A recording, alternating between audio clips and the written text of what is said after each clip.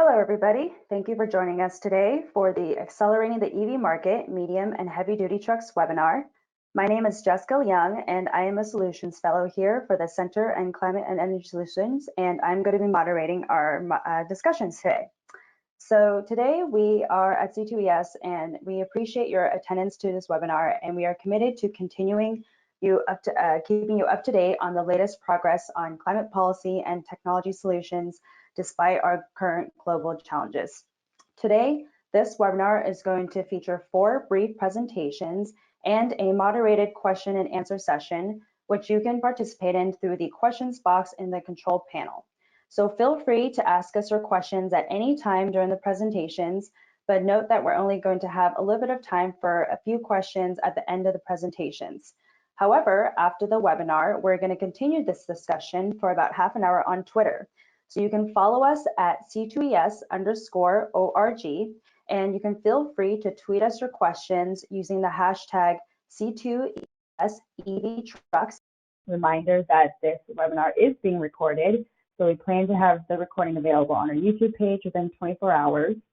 So again, we will be keeping the question and answer period at the end of the webinar after the presentation, so please submit your questions through the question box in the control panel. After the webinar, you can also tweet your questions to us at C2ES_org and use the hashtag C2ESEVTrucks. So we just heard from Charles from Atlas Public Policy. I'm going to give a brief introduction about the C2ES report that was part of the partnership project that we did on electric trucks. We will then hear from Lisa Edellanes, who is from Southern California Edison. And then to bring it on home, we will hear from David Gardner from David Gardner and Associates. Next slide, please. So just really quickly, C2ES is an independent, nonpartisan nonprofit. One of the things we do is we bring together city, state, and national policymakers together with businesses, such as Southern California Edison. Through one of the things that we do is the Business Environment Leadership Council, or BELC.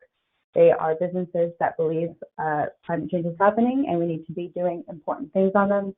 And so one of the big things we're doing is talking about electric trucks. And so next slide, please. So one of the projects that we've been working on for the past year or so is exploring the landscape in the medium and heavy duty space.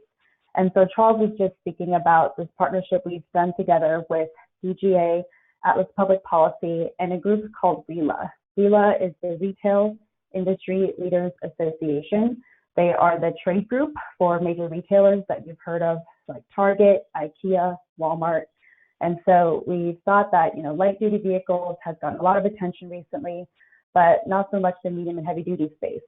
And so what we've done is we've interviewed retailers and trucking companies that have already started piloting these vehicles within their organizations. And we had some really interesting takeaways. So the first thing is that, to nobody's surprise, these vehicles are so expensive. So there's high upfront costs, but there are financial incentives to get these costs down. So for example, in New York, there is a voucher program for trucks and for buses to reduce these costs. And some of you are familiar with, in California, the low carbon fuel standard that also gets these costs down as well. Second, there are environmental and health benefits with these electric heavy-duty vehicles. So there are quieter benefits for electric vehicles. They are quieter to drive. So for drivers, there is a great benefit there. And then there's no tailpipe emissions as well. So there's the environmental benefit that we heard a lot from truckers. Third, there is a lifetime maintenance cost benefit from a financial perspective that we heard was a really great benefit.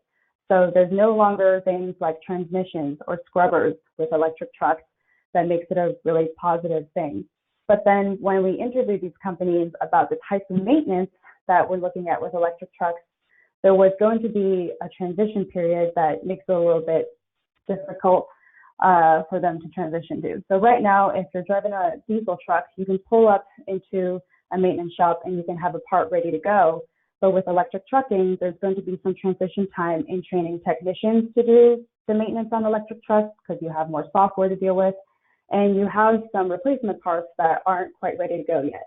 So whereas financially, the picture looks great for electric trucks, there will be some transition time to build out that nationwide support network. And lastly, in terms of collaboration, this was a really key finding. So right now, fleet managers work separately from, say, an energy procurement team internally at a company. But as companies are transitioning to fleet electrification, it is absolutely critical that these teams work together, because now you're procuring electricity not only for your buildings, but for your fleet of vehicles. And so it's really critical for these teams to come together to strategize on your budget and for other things as well.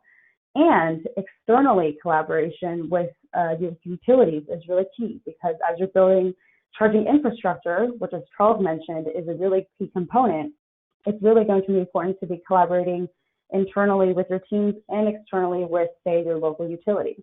And so that was really a big finding. So there's a hyperlink there where you can find the paper that we wrote on these insights with these retail and trucking companies. But you can also find the other work products that Charles mentioned Atlas Public Policy produced as well. Next slide, please.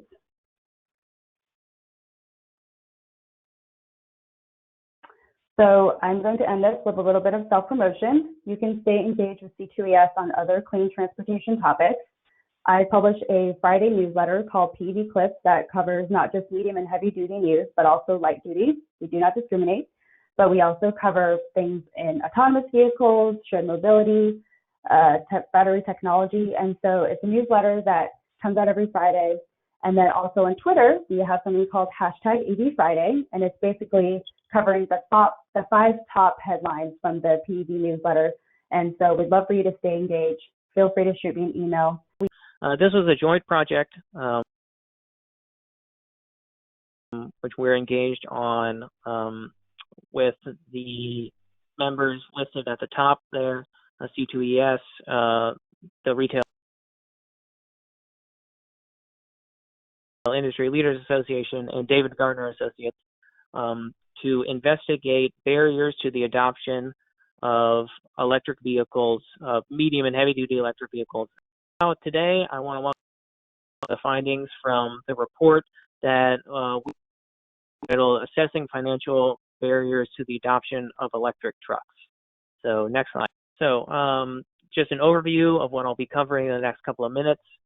I want to review the fleet procurement analysis tool, which was used to develop the total cost of ownership estimates for the paper, review the analysis methodology, the key findings and recommendations, and then finally the next steps and opportunities for further analysis. So next slide, please.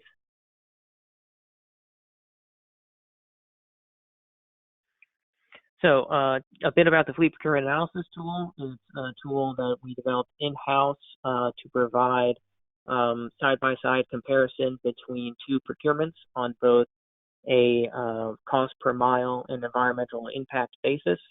It's Excel-based, and it is freely available at atlaspolicy.com. So next slide.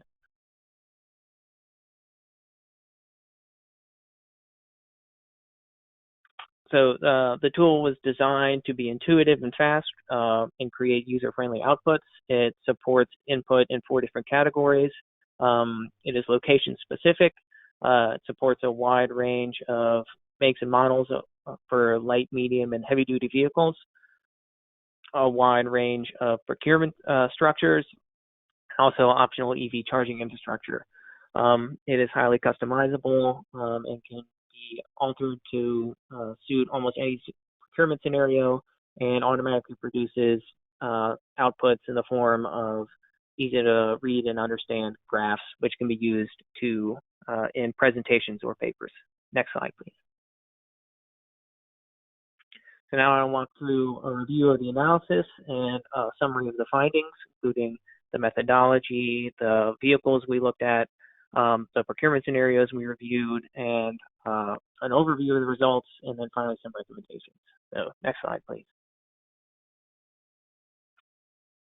So before performing the analysis, we engaged in background research to determine common use cases for retailers and shippers, leading us to select 13 models across 8 use cases to cover a wide range of typical uses for medium and heavy-duty delivery vehicles. We then determined relevant procurement variables to include in our analysis, such as term of ownership, fuel costs, or the purchase of EV charging infrastructure. This led us to an analysis which covered over 40,000 different EV procurement scenarios reflecting current market conditions. For the purposes of this analysis, we focused purely on the financials and didn't take into consideration public relations or societal benefits, and also didn't cover any policy considerations such as potential carbon taxes or cap and trade benefits. And while the analysis did cover a wide array of financial considerations, it was by no means exhaustive. There are plenty of opportunities for potential research, specifically as it relates to EV charging infrastructure. The paper and an interactive dashboard of the results are all publicly available at atlaspolicy.com. Next slide, please.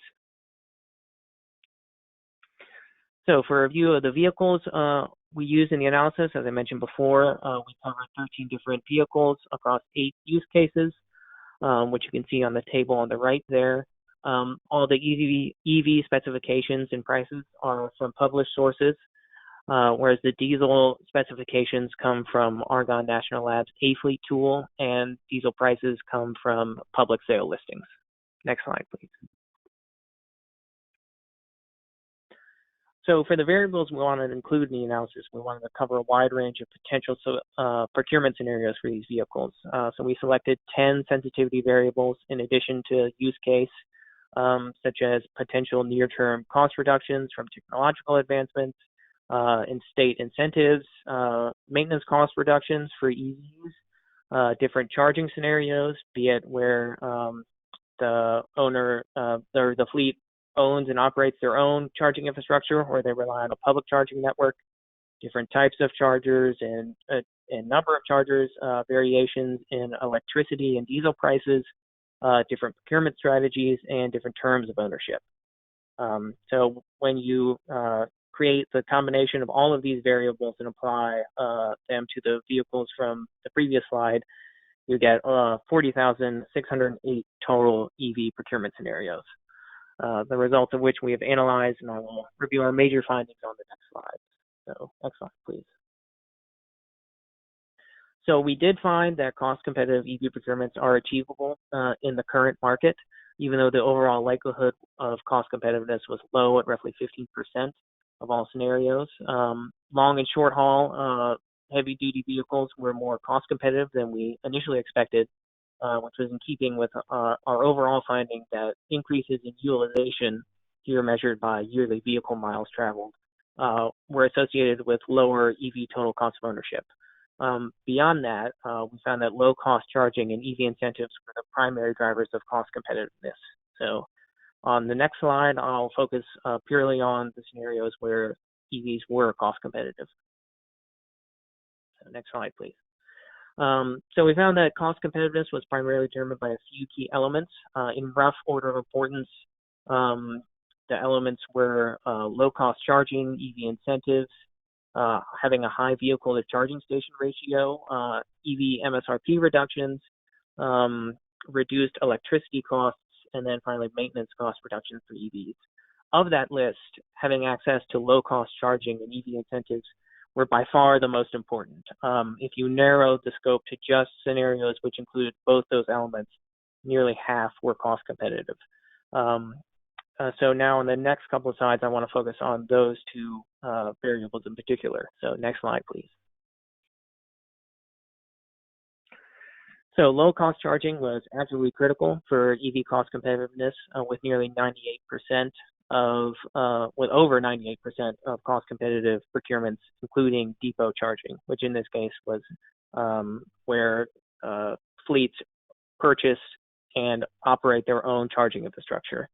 In this analysis, depot charging offered much greater control over charging costs, in particular avoidance of productivity losses from charging downtime, as we assumed that charging would occur during normal vehicle downtime.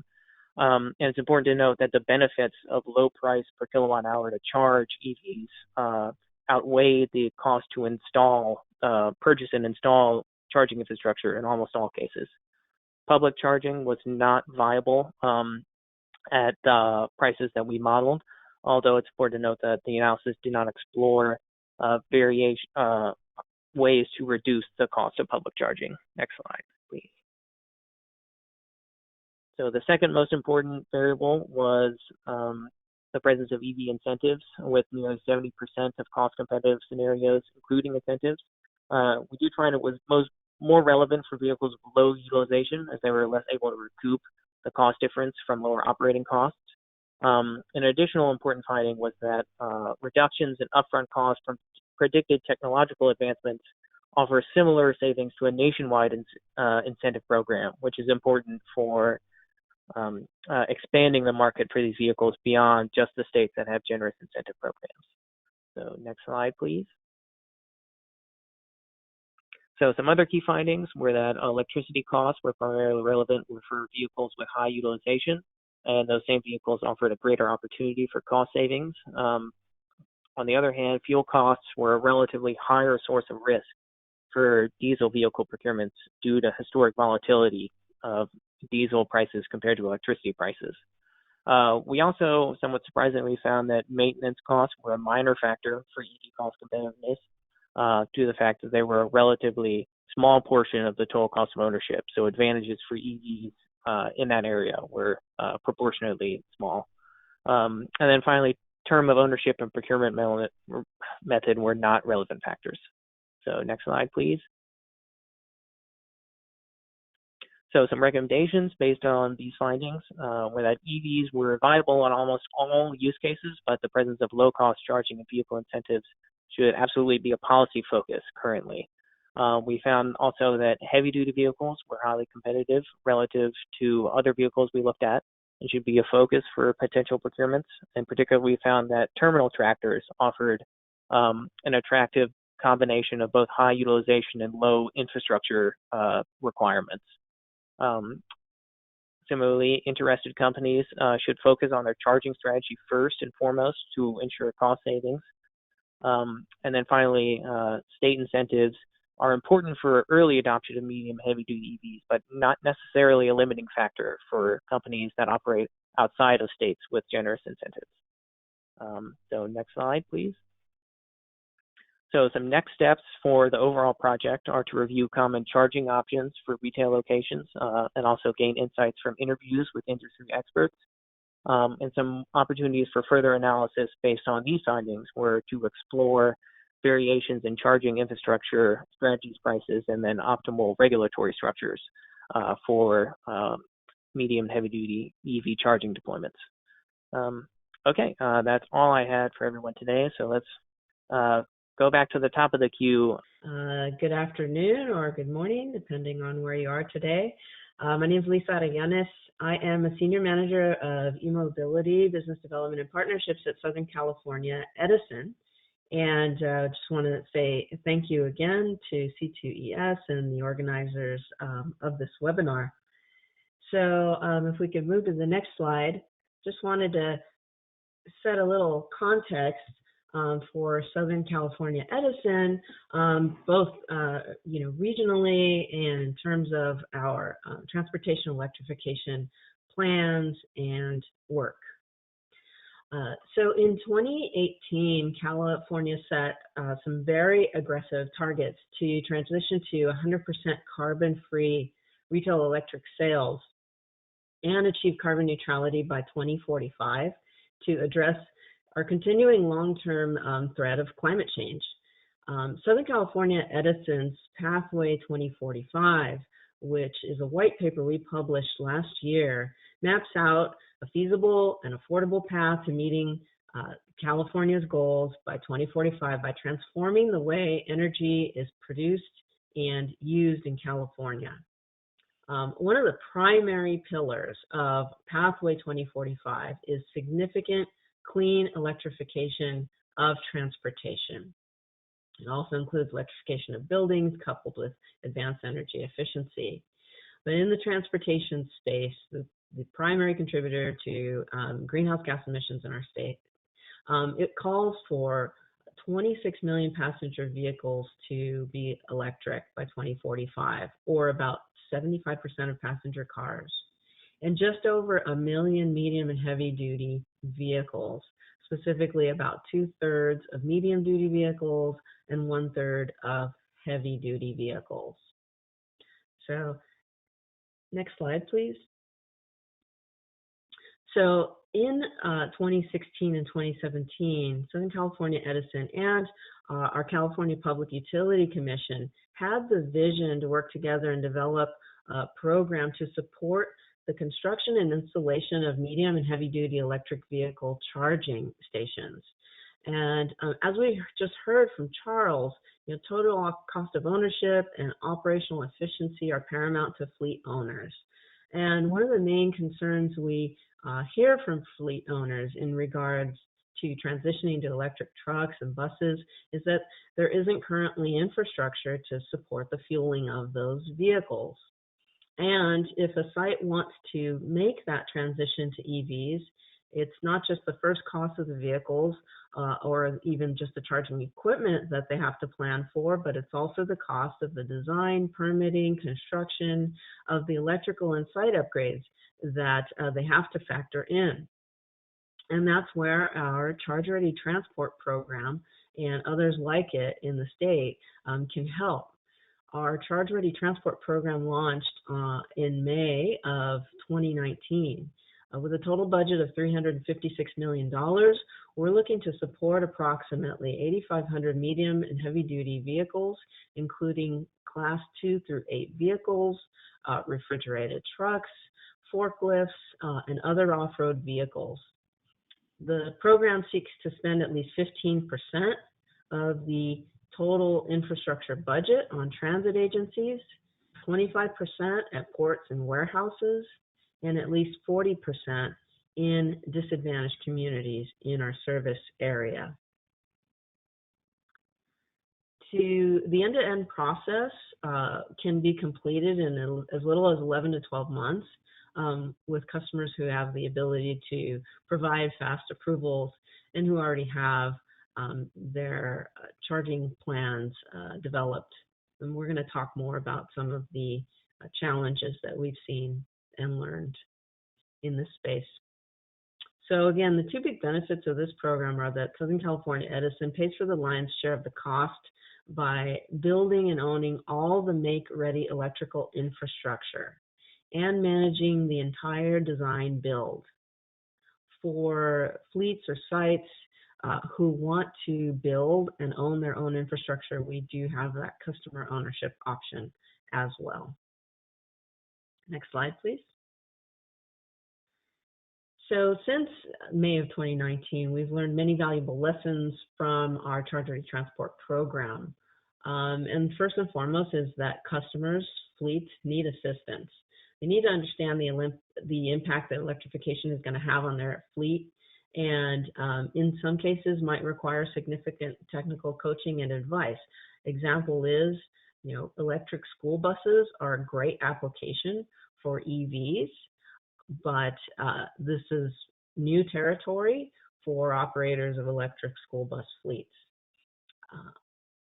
Utilities can serve an important role in this area by being a trusted neutral party in the selection of vehicles, charging equipment, and helping guide the customer in deployment size. We've also learned that site design can be complex. They require months of planning. Fleets need support in determining the exact count and layout of their charging equipment to make that something that works for them operationally, as well as something that's cost effective to build. This complexity can often cause them to settle on smaller deployments earlier on. And while that allows the fleet owner to do a demo or a pilot, it may drive up the cost for the utility program if you're not electrifying as many vehicles because of the cost of the construction. You're digging up the ground, laying that infrastructure. So this is where, again, that guidance and support is really key to help fleets be more comfortable adopting perhaps a few more vehicles up front. And we'll talk about some other best practices later on in terms of future planning. We've also found that all the vehicles in these classes are not all ready to go yet, and many customers are waiting on vehicles that won't be available until 2021, 2022, or later. Many of our fleet customers are also waiting on the outcome of grant funding to determine how many vehicles they're going to be buying. So these are just good things to be aware of if you're going to design or implement a program like this in your territory. Charging equipment is still in development, so charging equipment needs to be safety certified by a national recognized testing laboratory. It's been a very important lesson. We need to ensure safety of these fleet operators, the vehicle operators, and the public. It's important for utilities and grant funding agencies to also take on that role of driving the adoption of charging stations so that the equipment is interoperable and you don't have stranded assets later on. Finally, utilities and regulators can help keep fueling costs low. Fleets need support in developing charging strategies that minimize fueling costs, and EV-friendly rate structures can make electricity a cheaper fuel than diesel and gasoline. We've seen that already with some of our earlier adopters in our service area. Climate credits on top of that, such as low carbon fuel standard credits, make electricity more cost effective even than natural gas. Next slide, please.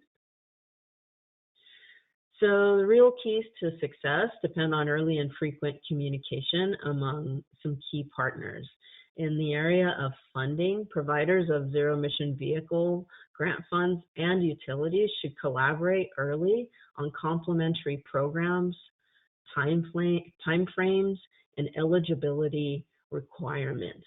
Make sure that eligibility requirements you're placing on, for example, the vehicles themselves align with safety standards and other requirements that utilities are going to need to ensure in their infrastructure programs. On the infrastructure side, design, permitting, and construction takes time, and it's really important for fleet owners, electrical contractors supporting them, and the utilities to talk early and often to develop plans because construction, permitting, all of that is going to require some time. And many times it first requires developing a specific charging plan for those fleet vehicles, including the equipment that's going to be used, the hours that the fleet is planning to charge, etc. And in the area of customer support, fleet owners and operators, need to rely on utilities and other subject matter experts to ensure their EV deployments meet the fleet's operational needs. So forums like this are excellent for sharing information that can better support the market. I'll end there, and looking forward to Q&A. All right, thanks, Lisa. David?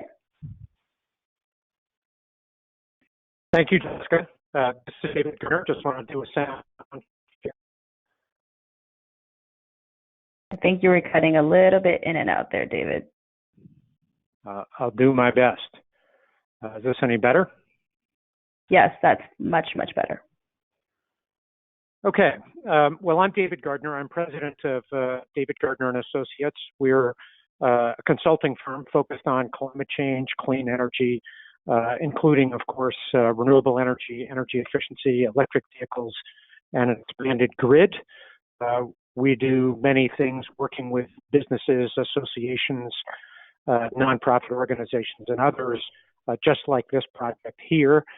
We have produced a number of reports, as you can see here on this slide, one in collaboration with the Center for Climate and Energy Solutions focused on renewable thermal energy, another working with the Retail Industry Leaders Association on corporate renewable energy, and a third focused on electric transmission and its important role that it plays for corporate customers for renewable electricity. Next slide, please. We just want to take a few moments here just to think a little bit about what's the road forward from here. You'll hear me reinforce a couple of points our previous speakers have already made.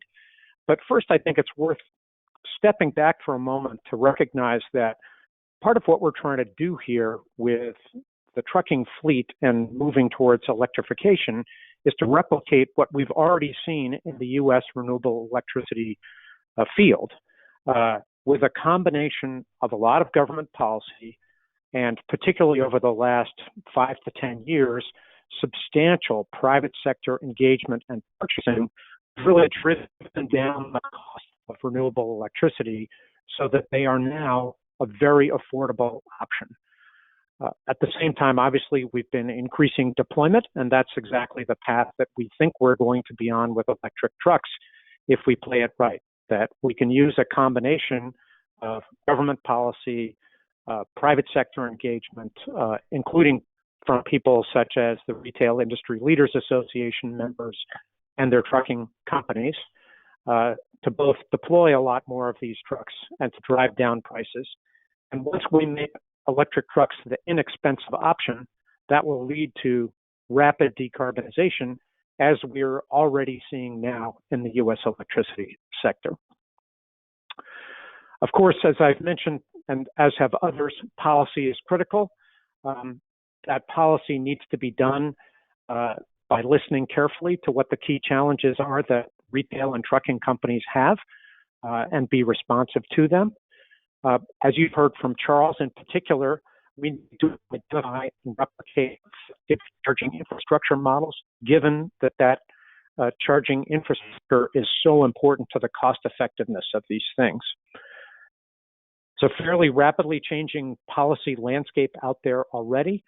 Just to pick a few examples, the U.S. Senate Committee on Environment and Public Works has adopted unanimously, I might note, a bipartisan piece of transportation legislation that would include new funding for charging infrastructure. States are obviously actively in the game. Florida's Department of Transportation, Public Service Commission, and its Energy Office are working to develop an EV infrastructure plan. And in Utah, Rocky Mountain Power has already been authorized to spend $50 million on EV charging infrastructure. So there's a lot happening out there, and it's going to be important to try to keep on top of it and keep moving it towards the policies that are going to be most effective for deploying charging infrastructure in particular. Next slide, please. I think there's a fairly large need, as Lisa was indicating, for educating the trucking community, whether that's the retailers themselves or their trucking service providers. Many of the people who are working in the trucking field know little about electricity markets or policy, and this is going to be a new field for them. So there are going to be important opportunities to educate folks about how electricity markets work, and the policies that drive those markets. A second area that I think is significant is that many of the retail companies and trucking companies have ambitious sustainability or climate commitments. Often, though, there's not necessarily a connection yet between those commitments and the people who are responsible for achieving them and those who are responsible for the trucking fleets and trucking operations. So there's a need to make those connections inside the companies and to help people across the field understand the important contribution that electrifying trucking fleets can make to achieving corporate climate and sustainability commitments. There's a huge need for collaboration between people within the private sector. There are a couple of examples of it already happening out there. A very impressive partnership between the National Association of Truck Stop Operators, NATSO, and ChargePoint to deploy EV charging infrastructure at 4,000 travel centers across the country. Will there be future partnerships? I think there must be between retailers, trucking companies, and utilities, as Lisa was alluding to. That will obviously happen on a local level, but perhaps there are opportunities to do so at a broader regional or national level. And then finally, I think we'll need collaboration between all sorts of parties, government and the private sector, whether that's the utility companies, the regulators, those in retail and trucking, other kinds of policymakers, and of course, nonprofit and non-governmental organizations, as we have represented here on this webinar. There's a couple of interesting partnerships that are already out there, and I think it's a rapidly growing field. Obviously, we've got this partnership that is talking to you today, but Ceres has organized the Corporate Electric Vehicle Alliance with more than a dozen retail, manufacturing, IT, and trucking companies participating. The North American Council for Freight Efficiency is another place where those in the trucking business and manufacturers and others are coming together to help improve the efficiency of the fleet, and electric vehicles are very much at the forefront of that. The Environmental Protection Agency's SmartWay program has for a long time helped bring together companies and other partners to advance supply chain sustainability, and I think they're quite interested in the whole electric truck movement. And then finally, a regional example, the Transportation and Climate Initiative, a collaboration of northeastern and mid-Atlantic states that are looking to reduce carbon emissions in the transportation sector, where certainly the work here for medium and heavy-duty trucks will be an important component. So there are just a few thoughts there about the road forward, and I think it's an exciting one, and huge opportunities for large decarbonization in the transportation sector, and obviously especially with electric trucks. So thank you all, and Jessica, back to you. Great, thanks, David. So for everybody on the webinar, again, please send us your questions through the control panel. We are already starting to get some great questions from you folks. And again, we will be sticking around on Twitter afterwards, so you can tweet at us your questions as well. We have about 20 minutes remaining, and one question I'm going to pose to all of our panelists to kick things off is, what is one takeaway for the general public that would accelerate the adoption of electric, medium, and heavy-duty vehicles? So forgetting about, the policy wonks and the businesses, so maybe some of the folks on this webinar, that, just thinking about the general public. So I'm thinking about the major announcement, for example, from Amazon and Rivian, a company out of Plymouth, Michigan. Amazon is set to receive 100,000 electric vehicles from Rivian to have them out, I believe, by 2021. That is one of the examples that I usually tell folks that aren't in this climate and energy space that, they are going to be delivering our Prime products, Amazon Prime products, by, this time next year, hopefully. But what is one thing that you would say is a good takeaway to get folks in the general public aware about the medium and heavy duty space? Because most folks, when they think about electric vehicles, they're mostly focused on light duty. So in thinking about all the takeaways from each of your presentations, what is one thing that you would think is important to educate the general public on about the medium and heavy duty space? Anybody can chime in. This is Lisa, I'll chime in. Emissions from medium and heavy duty vehicles have an overwhelming impact on the health of our communities, and making this transition to medium and heavy duty vehicles means cleaner air, healthier kids, healthier school buses, trash trucks. So we can imagine and achieve a world, with blue skies, silent highways, and just healthier communities. Absolutely. Charles or David, anything Jessica, to add on this is there? David. Well, I think to me the most important takeaway that I've had from all of this is how close we are to a tipping point of making electric trucks a reality in the very near future. I think there's a lot of people who think about technology being kind of far off in the distance. There was a while when people used to think that about renewable electricity, and now we've got renewable electricity with us here right now. But my view is that what's impressive is that really there's a lot of opportunity to advance and put a lot of electric trucks on the road in the next 3 to 5 years.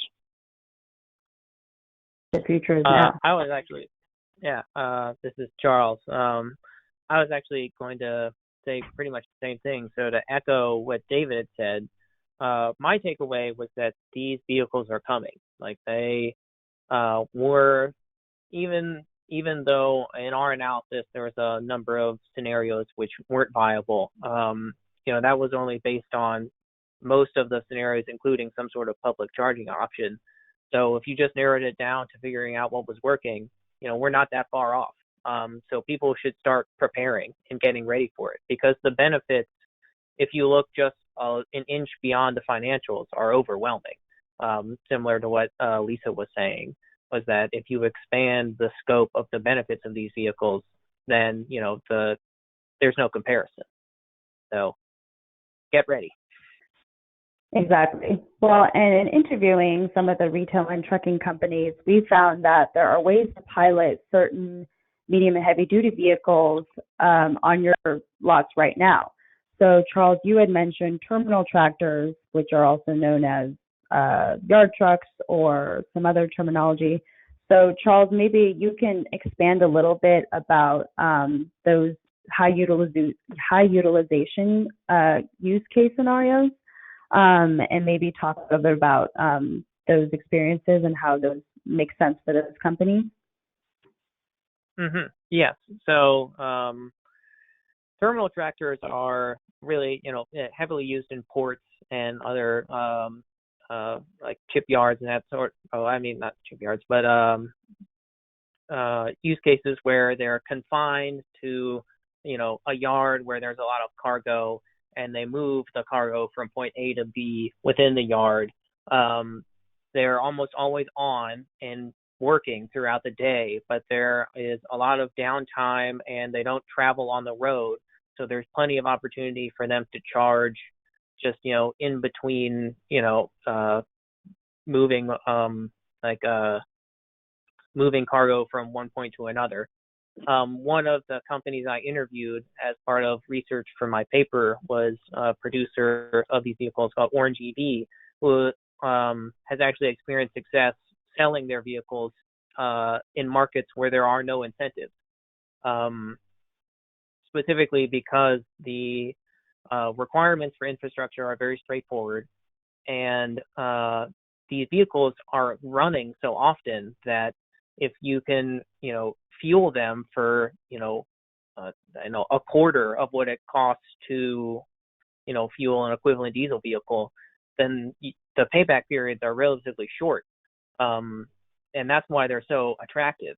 So some of the other high utilization cases we saw were long haul, heavy duty vehicles. And while I would say the numbers on paper look better for those vehicles, there are more technical hurdles in terms of where and when those vehicles would charge. But if you narrow it down to a scenario like terminal tractors, where all of the variables are easy to control, then I feel like we'll start to see a large tick up in the number of electric terminal tractors in the near future. That's great. Thank you for highlighting all those benefits. Lisa, we have a question for you about the great state of California. So we have a question about what are some of the key barriers that perhaps the state of California could remove about charging infrastructure. So do you foresee perhaps greater changes in the business model for EV infrastructure? And maybe speaking to some of the things that I was thinking about is you had mentioned that you had EV-friendly rates. And I know that SCE, as well as some other utilities such as PG&E, have recently instituted EV-friendly rates. So maybe you can talk a little bit about maybe EV infrastructure, but also some of the motivations that, Edison has also instituted to help also improve, overcoming some of those barriers that have previously existed. Sure. In terms of barriers, we've talked about a lot of them. One is education, just awareness, and there needs to be funding and support for raising awareness about the benefits of medium and heavy duty electric vehicles, so that we can make that transition easier for the decision makers on the fleet side. And that role, requires multiple parties to be involved. But certainly utilities can be helpful in distributing that message as we work directly with our customers who are now going to be relying on us as that fuel source. Another is, as we've undergone, our initial pilots and our early programs in this space, we've been able to bring up challenges that we experienced early on to our partners. So, for example, the Governor's Office of Business and Economic Development here in California has done a great job of educating local jurisdictions on permitting for EV charging projects and sharing, best practices and guidance on the permitting process, so that can become something more consistent throughout the state, and something, again, easier for those customers and sites looking to install charging. On the EV rate side, yes, our partners PG&E, ourselves, have been working on EV rate structures, and we actually have had EV-specific rates for a number of years now. In 2019, we came out with new EV rates for our customers. And one of the key elements is that they are time of use rates, and our new time of use periods align so that the price signals will signal grid-friendly charging times and incentivize our customers to optimize their charging patterns to minimize their electricity costs. So we do have an on-peak period of 4 to 9 p.m. that reflects our new system peak conditions when we have less solar energy available on the grid. But we also have a super off-peak period between 8 a.m. and 4 p.m. in the winter months. And that encourages EV charging when renewable generation is high, and when many of the vehicles are operating during the day. Load management plays a key role in really garnering benefits for customers as well as for the grid. And so our new EV rates feature a demand charge holiday for the first 5 years, and then gradually phase in demand charges over years 6 through 10. We think that gradually phasing in those demand charges will allow customers to gain knowledge and experience regarding demand charges and load management. So it gives them the time to develop their load management techniques and equipment that they're going to use to really manage their costs. And then another key is really making those rates simple and easy to understand. So we came up with a rate design that doesn't require radically changing billing systems, so that it was fast to implement. We also, that rate design accommodates customer transitions from a regular rate structure without really disrupting the customer at all. And it allows the customer to stay on the same or similar rate structure overall, so that only the underlying factors change. And then doing that means it's easier for those customers to understand because it's more similar to what they've been used to already. So again, those TOU periods, those time of use periods, provide low-cost charging opportunities, facilitate the integration of renewable energy, and we believe that as we see more TE load on the grid, EV load on the grid, that can have downward pressure on rates overall. So our end state is really that our EV rate structures will be consistent and with our customers' current rate structures. Great, thank you, Lisa. For Charles, why does having a high vehicle to charging station ratio have a major impact? And I think Lisa, you can probably chime in on this one too. So the reason that had a big impact was if you were doing say a 1-to-1 vehicle to charging station ratio, then you would have to purchase, I believe in our paper we looked at a 10 vehicle procurement. So then you would be purchasing 10 and installing 10 charging stations. And so we modeled it for the prices of 50 kilowatt DC fast chargers, which can be relatively expensive to install. So if you were able to stagger your charging to say a 2-to-1 vehicle or 3-to-1 vehicle to charging ratio, then you could save substantial amounts of money, sometimes to the equivalent of an extra vehicle or two worth of savings. So it's back to charging strategy, really. Yeah, I would Lisa, agree. did you want to add something? Mm-hmm. Yeah, just that it's very customer specific and fleet specific, and but you certainly want to look to maximize the number of vehicles per charging station that you need to install, but also understand your power needs to really meet the duty cycle of those vehicles. It's going to be very different, obviously, for a fleet that has all their vehicles return in the evening and has all night to charge versus trucks that are or fleets that are split seating and running 2 or 3 shifts a day. Very different power requirements, very, very different needs in terms of your vehicle to charging station ratios. So again, that's where utilities, subject matter experts, and fleets all need to work together on developing those strategies. Absolutely.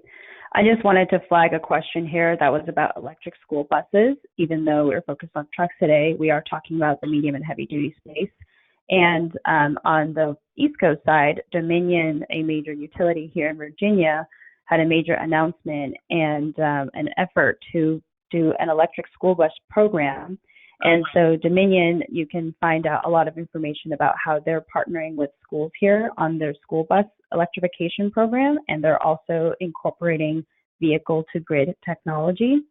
And Lisa, I know that you said that you're also working on school buses with your Charge Ready program as well. Is that correct? That's correct. And there have also been some early grant funds and pilots out here in California. So the South Coast Air Quality Management District provided grant funding for some early electric school bus adopters, and the results have been really favorable. Students love them, drivers love them, families love them. In a place like this with some of the worst air quality in the nation, taking some diesel school buses off the road just, again, has a big impact. So I encourage folks to go on edison.com and see some videos about what we've done in that school bus segment, or look up South Coast Air Quality Management District's funding programs. So it looks like we only have a few minutes remaining. I'm going to open this question up for all of our panelists. So for fleets whose operations will require public charging, who should own and manage those stations? Will it be utilities? Will it be private companies like what we're going to be seeing with the National Truck Stop Association and ChargePoint collaboration? Is it somebody else? Who do we think should be the owners for public charging? That's an interesting question. This is Lisa. I'll start. And I think we need all of it. But it requires wrestling with that question amongst regulators, utilities, and the marketplace. But if you think about it from the customer perspective and the fleet owner perspective, they do need simple and easy and publicly available charging in the locations along their routes. So it's certainly an important factor influencing their willingness to adopt.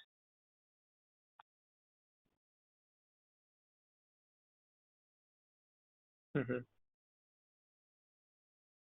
I would agree. I think that it's something that will have to be handled by multiple parties. I think that there's definitely a role for both the public and private sector. For us, in our analysis, it really comes down to what price they're able to offer the charging for in order to make it a viable business model. Unfortunately, we weren't able to get into that. That was an explicit focus of our analysis. But in subsequent analyses, that's something I would like to get more clarity on, is whether or not the public charging model can work at a large scale for these medium and heavy duty fleets.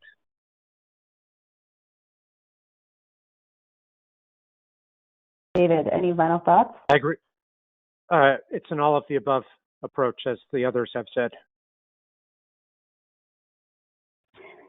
So it is 2:15 Eastern. As a reminder, the panelists are going to stick around on Twitter, so please use the Twitter handle at C2ES_org to find us, and the hashtag C2ES EV trucks to remain enjoying the conversation with us. We will be responding as quickly as we can to your questions. This conversation, or this webinar, is being recorded and will be available in about 24 hours online, and it can be found on our YouTube channel. Thank you so much for joining us today, and we look forward to continuing the conversation. So thank you very much.